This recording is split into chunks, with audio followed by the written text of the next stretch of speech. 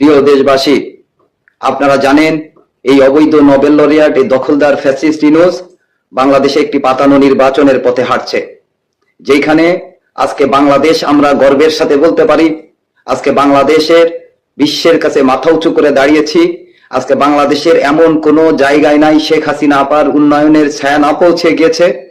আজকে সেই আওয়ামী লীগ সেই শেখ হাসিনা আপাকে বাদ দিয়ে এই অবৈধ দখলদার ফ্যাসিস্ট ইউনূস নির্বাচনের পথে হাঁটছে। প্রিয় দেশবাসী,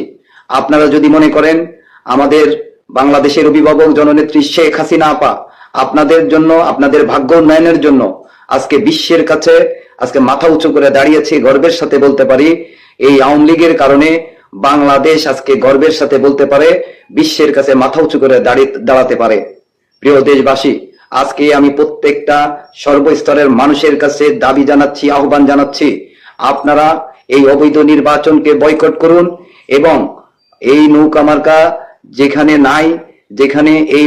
আওয়ামী লীগ নাই, সেই নির্বাচনকে আপনারা বয়কট ঘোষণা করুন এবং প্রত্যেককে আহ্বান জানাচ্ছি আপনারা কেউ ভোট কেন্দ্রে যাবেন না এবং নির্বাচনের ভোট বাক্সে আপনারা লাথি মারবেন এবং যার যার অবস্থান থেকে এই অবৈধ ফ্যাসিস্ট ইউনূসের পাতানো নির্বাচনকে বয়কট করবেন। প্রিয় দেশবাসী,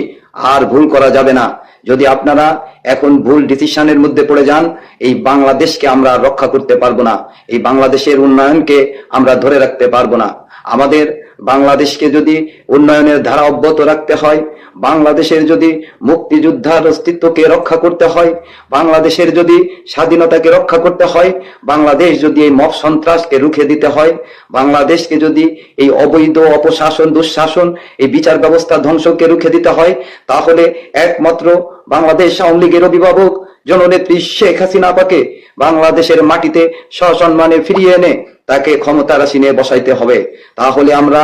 আগামীতে আবার ওই বাংলাদেশকে একটি শক্তিশালী রাষ্ট্র হিসেবে যেভাবে শেখ হাসিনা আপা গত 16 বছর বাংলাদেশকে বিশ্বের কাছে মাথা উঁচু করে দাঁড়িয়ে দিয়েছে এবং সেভাবে আবারও বাংলাদেশকে উচ্চ মর্যাদাশীল রাষ্ট্র হিসেবে আমরা শেখ হাসিনা আপার হাত থেকেই আমরা বাংলাদেশের অর্থনৈতিককে মুক্তি পাবো এবং বাংলাদেশের সাধারণ সর্বস্তরের মানুষ শান্তিতে দিন যাপন করব।